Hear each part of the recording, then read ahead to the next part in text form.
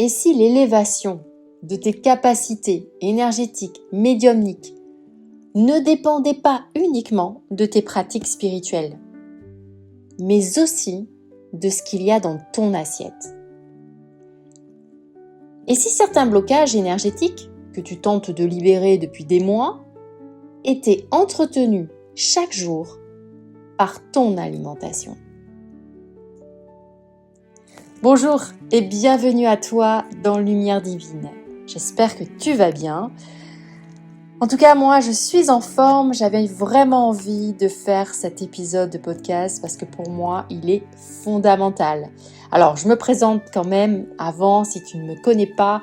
Moi, je suis Céline, je suis médium enseignante et en fait, j'accompagne les thérapeutes, les énergéticiens, les médiums, mais aussi toutes les personnes qui débutent dans leur éveil spirituel à développer, à réveiller, à comprendre leur capacité énergétique et médiumnique. Et pour cela, je leur apprends à sécuriser, stabiliser et maîtriser leur énergie. Et également, je leur apprends à améliorer leur hygiène énergétique. Alors comme je te le disais, c'est vraiment un sujet qui me tient à cœur parce que pour moi c'est fondamental et malheureusement je trouve que c'est souvent négligé dans le milieu spirituel. Je veux parler du rôle de l'alimentation dans l'augmentation de la fréquence vibratoire. Alors je ne sais pas si tu sais, mais j'ai fait une formation en naturopathie, j'ai été naturopathe pendant quelques années et c'est vrai que ça m'a vraiment sensibilisée à ça. J'ai pu à un moment donné faire le lien entre fréquence vibratoire et alimentation. Alors déjà, c'est quoi la fréquence vibratoire? Peut-être que tu ne sais pas trop.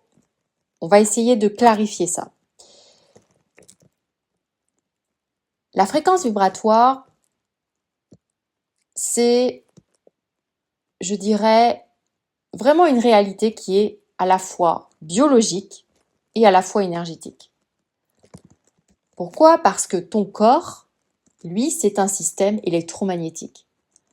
Tes cellules, elles communiquent par impulsion électrique. Ton cœur, par exemple, il va générer un champ électromagnétique. Il paraît même qu'on peut l'entendre à plusieurs mètres. Et puis, il ne faut pas oublier que ton cerveau, lui aussi, il émet des ondes. Et on sait très bien que chaque aliment que tu consommes influence ton inflammation, elle influence ton système nerveux, ton microbiote, ta stabilité émotionnelle et ta clarté mentale. Et donc forcément, elle influence aussi ton champ énergétique. Pour moi, je suis convaincue à 200% que tu ne peux pas chercher à élever ta fréquence tout en nourrissant ton corps avec des aliments qui t'alourdissent. Ça, j'en suis convaincue. Alors, je vais te partager quand même une petite anecdote me concernant. Je ne sais pas si tu sais, mais moi, alors je suis médium depuis toute petite. J'ai occulté cette médiumnité pendant des années et puis tout à coup, elle est revenue. Donc, j'ai développé mes capacités. À un moment donné, j'ai eu vraiment des perceptions qui étaient vraiment très fines et ma médiumnité était vraiment très claire. Mais le problème, c'est que mon corps, eh bien, il ne suivait pas. J'avais des fatigues, j'avais du brouillard mental, j'avais une hypersensibilité digestive. Alors, je faisais beaucoup de travail énergétique, mais en fait, je ne regardais pas ce que je mettais dans mon corps. Et puis un jour, après un accompagnement particulièrement intense, eh bien, j'ai compris que mon canal était perturbé non pas par un problème spirituel, mais par une inflammation chronique liée à mon alimentation. Alors, j'ai commencé à observer. Je me suis rendu compte, alors je mangeais je t'avouerai qu'à cette époque, je ne mangeais pas d'aliments trop lourds, ni transformés, ni sucrés. J'en mangeais, mais bon, c'était infime, étant donné que, tu te doutes, j'avais fait une formation en naturopathie, j'étais naturopathe, j'avais quand même une alimentation assez saine. Mais ce que j'avais remarqué, c'est quand je consommais certains aliments, eh bien, mes perceptions, devenaient floues. Et quand au contraire, je mangeais vraiment des aliments vivants, vraiment simples, vraiment nourrissants, eh bien, mes ressentis étaient précis. Et alors, c'est là que j'ai compris que pour maîtriser pleinement sa spiritualité, pour maîtriser ses énergies, pour développer ce potentiel énergétique ou médiumnique, eh bien, il fallait que dans mes pratiques, j'inclus aussi le corps et l'alimentation. Et tu verras, ou peut-être que tu l'as déjà remarqué, mais au fur et à mesure que tu t'éveilles spirituellement, tu vas changer ton alimentation. Tu vas avoir peut-être, le cas, et c'est peut-être ton cas, mais tu vas avoir des périodes où tu vas manger un aliment et à un moment donné, cet aliment ne va plus passer. Et tu vas pas savoir pourquoi. Bien, en fait, tout simplement, parce que déjà ta fréquence vibratoire a changé et que cet aliment n'est plus en cohérence avec ta fréquence vibratoire. Et on est tous différents là-dessus.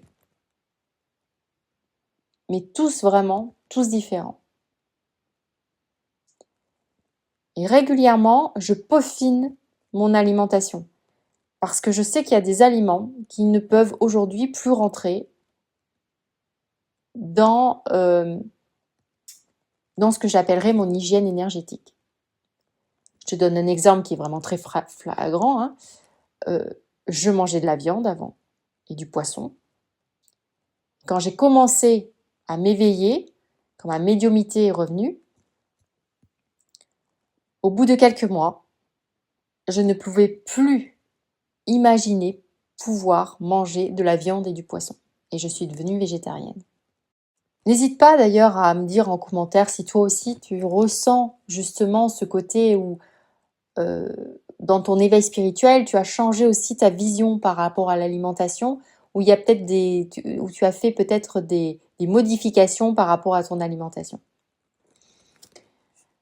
Parce qu'on monte en fréquence et de ce fait-là, le fait de monter en fréquence, ça nous fait prendre conscience aussi d'une vision complètement différente de ce qu'on avait auparavant. Parce qu'il y a des choses qu'on a compris, qu'on a assimilées sur la vie,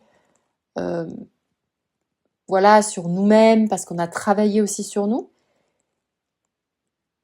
Et ce travail que l'on a fait au niveau énergétique, au niveau émotionnel, au niveau de nos croyances, même au niveau de nos blessures karmiques, transgénérationnelles, impacte directement notre vision par rapport à nous-mêmes, par rapport au monde, à notre environnement, et peut littéralement nous faire prendre conscience que notre alimentation n'est plus adéquate et elle ne correspond plus.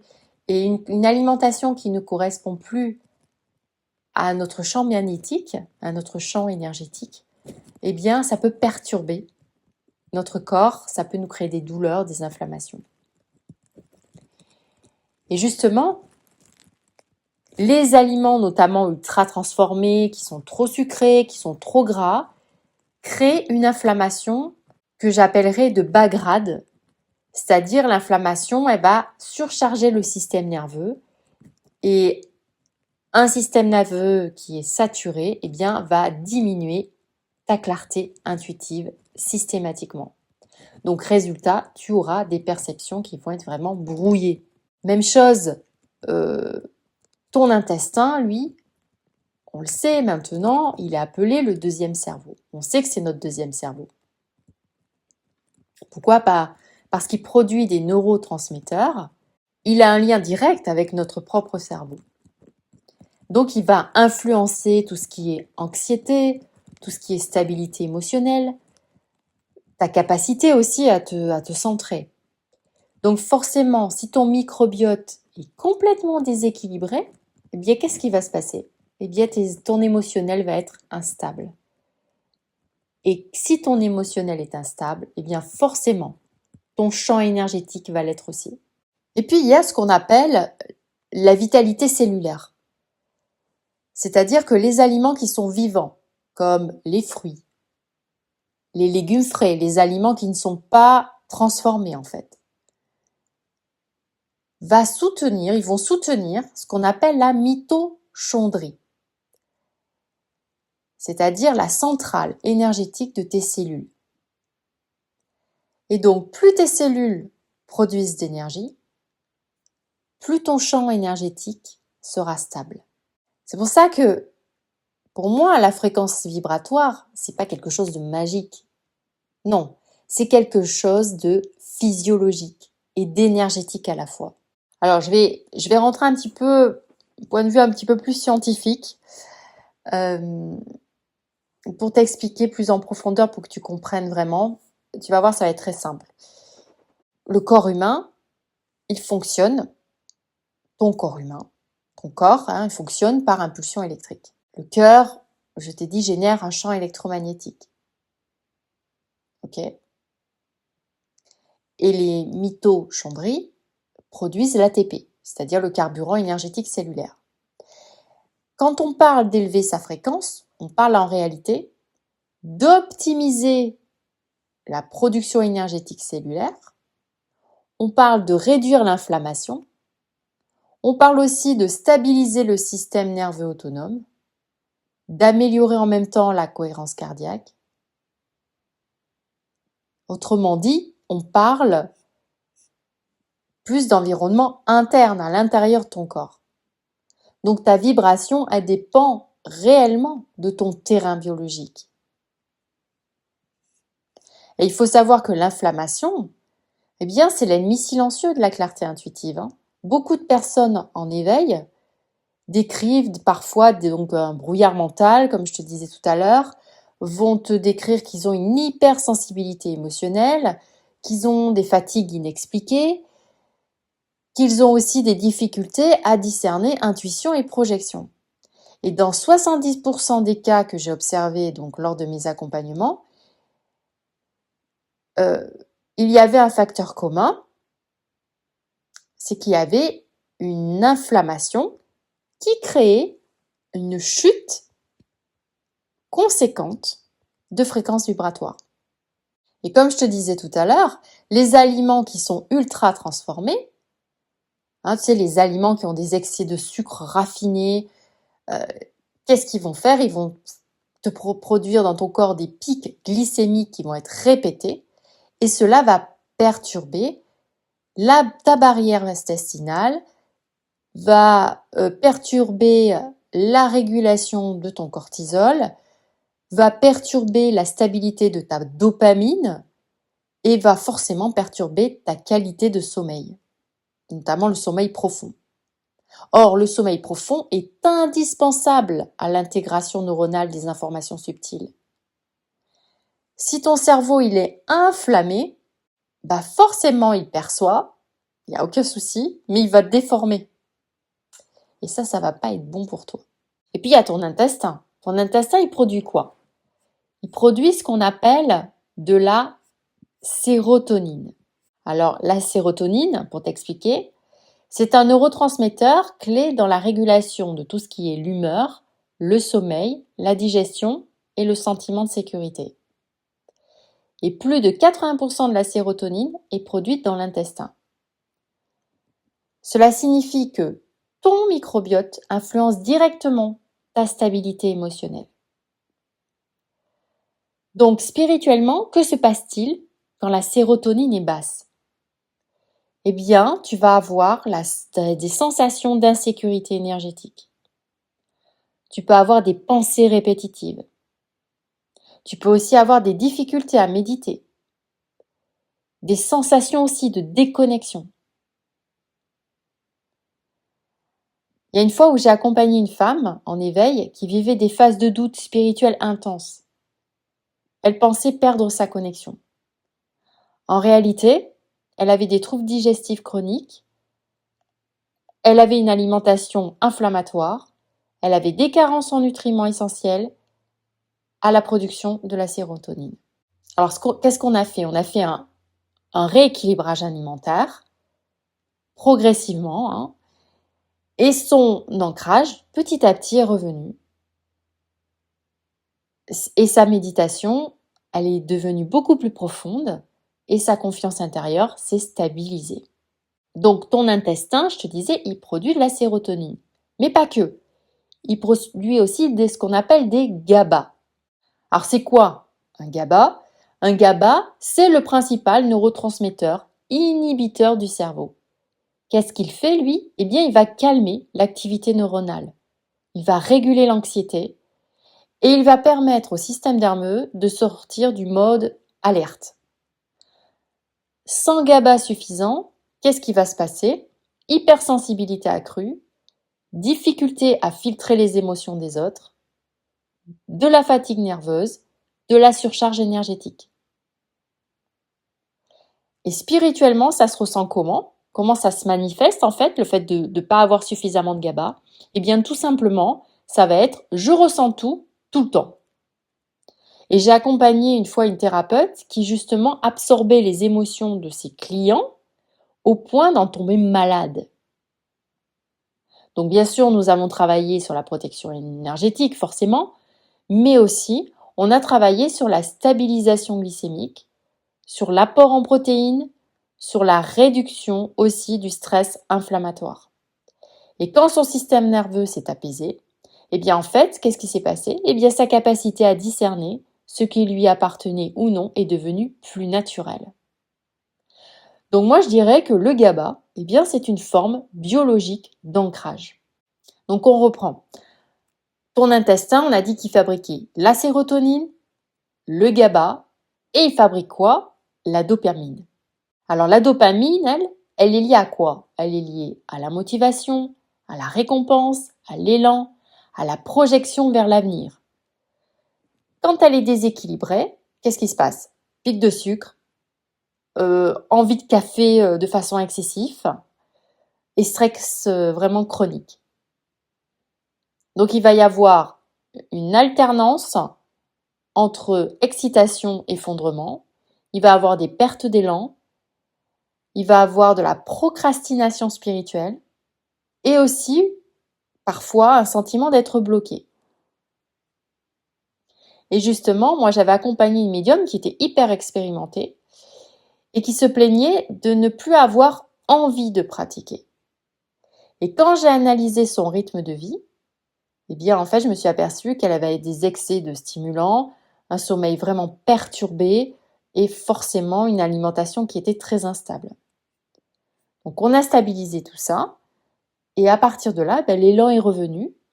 Alors bien sûr, c'était pas un élan euphorique, mais c'est un élan beaucoup plus stable.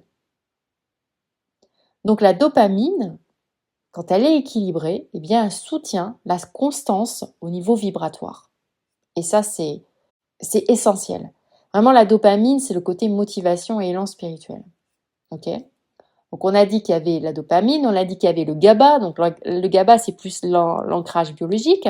Et on a vu que l'intestin fabriquait aussi de la sérotonine, donc c'est-à-dire tout ce qui est lié à la stabilité émotionnelle et à la paix intérieure. Donc tu comprends bien que si ton microbiote est déséquilibré, forcément ça va augmenter l'anxiété, l'irritabilité, l'instabilité émotionnelle. Et une instabilité émotionnelle, eh bien ça brouille le discernement énergétique. J'ai eu accompagné aussi beaucoup d'énergéticiens, de médiums qui étaient très doués, qui étaient très expérimentés et qui avaient des fatigues chroniques, des troubles digestifs, qui avaient une alimentation vraiment inflammatoire. Et quand on rééquilibrait tout ça au niveau de l'alimentation, donc après avoir fait un rééquilibrage alimentaire, après avoir stabilisé la glycémie, qu'est-ce qui s'est passé? Eh bien, leur médiumnité est redevenue beaucoup plus claire. Et pourquoi? Parce que leur système nerveux était apaisé. Vraiment, l'énergie cellulaire, c'est la base de la stabilité vibratoire. Chaque cellule contient, comme je te l'ai dit, des mitochondries. Si elles fonctionnent mal, forcément il y a des carences micronutritionnelles, il y a du stress oxydatif, il y a de l'alimentation qui va être appauvrie. Et donc la production d'énergie va diminuer. Si on a moins d'ATP, on a moins de vitalité cellulaire. Alors tu vas me dire, mais c'est quoi l'ATP? Je t'explique. L'ATP, on pourrait dire que c'est la monnaie énergétique de la lumière. L'ATP, c'est l'adénosine triphosphate. C'est-à-dire, c'est la molécule qui fournit l'énergie à toutes tes cellules. Sans ATP, il n'y a aucune contraction musculaire, il n'y a aucune foncée, il n'y a aucune transmission nerveuse. Et tes mitochondries,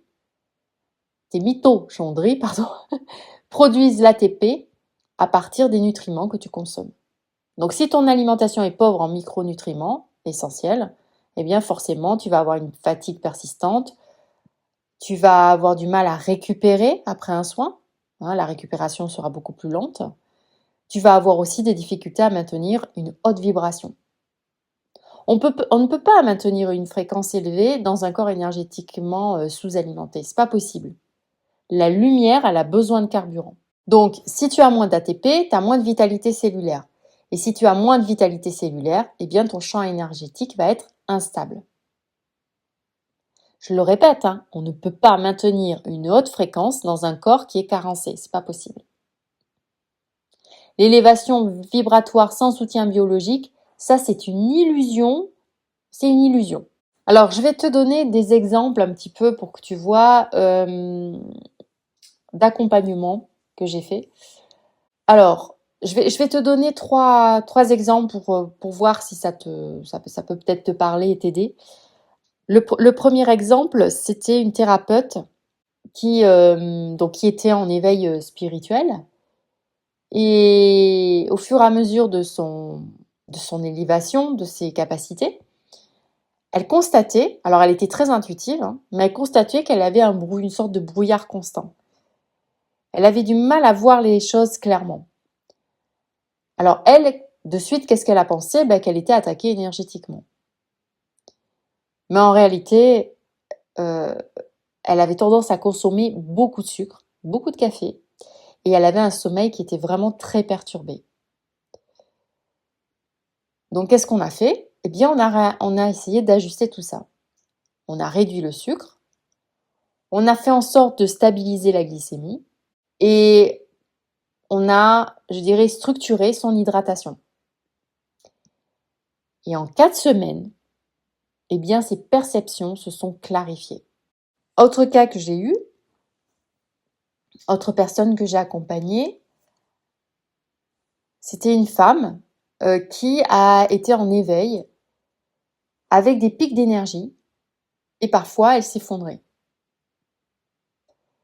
En fait, vraiment, elle avait des pics où elle était dans une énergie de dingue, si on peut dire. Et puis tout à coup, du jour au lendemain, paf, plus rien. Comme si on l'avait débranchée. Qu'est-ce que j'avais remarqué? Qu'elle avait vraiment une alimentation qui était littéralement chaotique. C'était du n'importe quoi, il n'y avait rien de... Enfin, ça partait dans tous les sens. Au niveau des horaires, au niveau de ce qu'elle mangeait sur le pouce comme ça. Enfin bon, bref, c'était assez chaotique. Et en plus, cette femme, elle faisait beaucoup de jeûnes qui étaient assez extrêmes. Et sitôt après ces jeûnes extrêmes, elle faisait beaucoup d'excès alimentaires. Elle pouvait boire aussi de l'alcool. Enfin bon, bref, c'était un peu le chaos. Donc, qu'est-ce qu'on a fait? On a travaillé sur tout ce qui était régularité, sur tout ce qui était stabilité, et aussi beaucoup sur l'écoute du corps, l'écoute corporelle. On a stabilisé son alimentation, on a mis une discipline alimentaire, et résultat, eh bien, ça lui a permis de stabiliser son énergie, et surtout, d'avoir des pratiques beaucoup plus puissantes. Pareil, j'ai eu une personne qui était médium, mais d'une puissance impressionnante. Elle m'impressionnait toujours. Et un jour, eh bien, plus rien, plus de connexion. mais totale. Son problème, c'était que elle avait une carence au niveau de ses micronutriments. Et en plus, elle avait une fatigue surrénalienne. Alors une fatigue surrénalienne, c'est en fait une fatigue des glandes surrénales. Ça peut être de la dépression, de l'anxiété, hein, ça peut générer tout ça. Ça peut générer aussi de l'hypoglycémie, des problèmes digestifs aussi. Voilà, et un épuisement aussi professionnel. Donc voilà, c'était très compliqué. Et donc on a revu son alimentation. Et petit à petit, sa médiumnité est revenue, elle a retrouvé cette connexion. Et maintenant, elle a beaucoup plus, je dirais qu'elle a une médiumnité beaucoup plus fine. Elle est toujours aussi puissante, mais cette fois-ci, elle est beaucoup plus fine et beaucoup plus mieux maîtrisée. Et c'est ça qui est important. Parce que sinon, vous voyez, tout d'un coup, paf, plus de connexion, plus rien. Voilà pourquoi, dans mon accompagnement, on travaille aussi ce point-là, qui est ultra important pour moi, qui est essentiel. On travaille ce point-là. Alors, qu'est-ce qui va élever réellement ta fréquence? Eh bien, c'est déjà une alimentation simple, qui est non transformée, qui est anti-inflammatoire, qui est stable pour la glycémie. Il faut aussi penser à avoir une hydratation suffisante et surtout respecter ton rythme corporel. Apprends à écouter ton corps.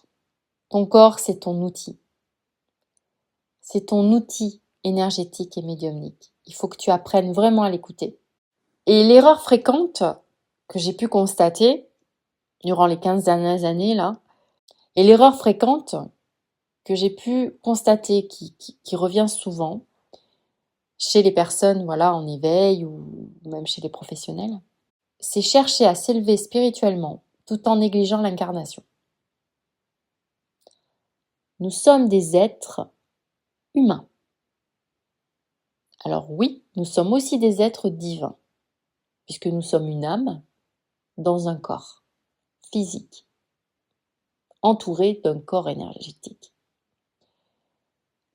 Mais nous sommes venus, notre âme est venue s'incarner, vivre l'expérience de l'incarnation.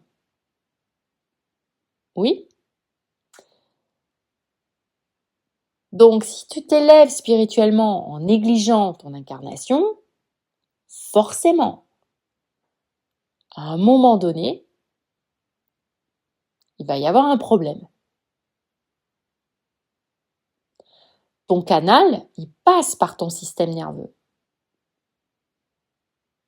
Et ton système nerveux, il dépend de ta nutrition. Et ignorer le corps, c'est fragiliser ton canal. Donc si tu veux développer tes capacités, si tu veux stabiliser tes perceptions, il faut que tu crées ton protocole de soins personnalisé, le tien. Et en créant ton protocole de soins personnalisé, tu dois inclure le corps dans l'équation. L'élévation vibratoire n'est pas une fuite vers le haut, c'est un alignement du haut vers le bas et du bas vers le haut. La maîtrise énergétique passe par l'incarnation, je répète, parce que c'est extrêmement important et souvent on l'oublie. La maîtrise énergétique passe par l'incarnation. Tu peux faire toutes les pratiques de protection, d'ancrage, de ce que tu veux, imaginer des racines, imaginer un bouclier autour de toi pour te protéger. Si tu ne prends pas en compte que ton corps physique est important, si tu ne lui apportes pas les aliments nécessaires ou l'alimentation nécessaire pour qu'il soit en pleine vitalité, ton ancrage et ta protection ne servent strictement à rien. Alors, tu auras l'impression que ça sert à quelque chose, hein. Mais à un moment donné, ton corps, il va te lâcher. Et si ton corps te lâche là demain, eh bien, crois-moi que tu ne verras plus rien, tu ne ressentiras plus rien, du moins plus ce qui est lumineux. Parce qu'il y a ça aussi, hein. Je m'explique. Si ton corps est déséquilibré, tu vas attirer à toi l'ombre et non la lumière. Ça aussi, c'est important. Et oui, dans notre monde d'incarnation, il y a des gens qui sont bien et des gens qui font le mal. Hein, les gens qui font du bien et les gens qui font du mal. Voilà. Toi-même, tu as une partie sombre et une partie lumineuse. Ok ? Donc quand tu te connectes aux énergies, à ce monde invisible, où là il y a aussi des énergies lumineuses, mais il y a aussi des énergies sombres, et que ton corps ton corps physique est complètement déstabilisé, parce que tu es complètement désincarné, parce que tu ne donnes pas suffisamment, tu n'apportes pas, suffisamment de soins à ce corps physique, eh bien systématiquement, tu vas attirer à toi les énergies sombres. Parce que comme tu ne te sentiras pas bien, toi, ça va amplifier ta partie sombre de toi-même. Et donc, ça va faire écho dans le monde invisible aux énergies sombres qui vont venir à toi. Et là, je te le confirme, ça va faire mal. L'incarnation, l'ancrage, la protection, la stabilité, la maîtrise de ton potentiel énergétique et médiumnique commence dans ton assiette. Souviens-toi, tu ne peux pas demander à ton énergie d'être claire si ton corps est saturé. Ta spiritualité, elle mérite vraiment une base solide. Je suis un petit peu virulente aujourd'hui, mais pour moi, c'est essentiel. Vraiment, si tu veux développer ton potentiel dans la paix, la sérénité, dans l'amour, dans la joie, il faut que tu mettes aussi ton corps physique dans la joie. Et pour ça, il faut que tu lui apportes des choses qui vont lui faire monter en vibration. Ok ? Du coup, toi, tu seras dans la joie, ton âme sera dans la joie et ton champ énergétique sera lumineux. Voilà, alors si cet épisode t'a éclairé, partage-le à une personne en éveil qui cherche aussi à stabiliser son énergie. Et si tu sens que tu es prêt à structurer ta puissance énergétique, eh bien sache que je t'accompagne. Je fais des accompagnements, j'ai un accompagnement particulier. Alors, c'est pas encore ouvert au niveau des inscriptions, mais ça va pas tarder. Je le fais plusieurs fois dans l'année. Voilà, et notamment, on voit cette partie-là, comme je te l'ai dit, qui est essentielle. Voilà, donc à très bientôt dans Lumière Divine. Reste bien ancré, reste souverain, souveraine, et surtout, laisse ta lumière devenir divine. Je te dis à très bientôt pour un prochain épisode de podcast. Ciao!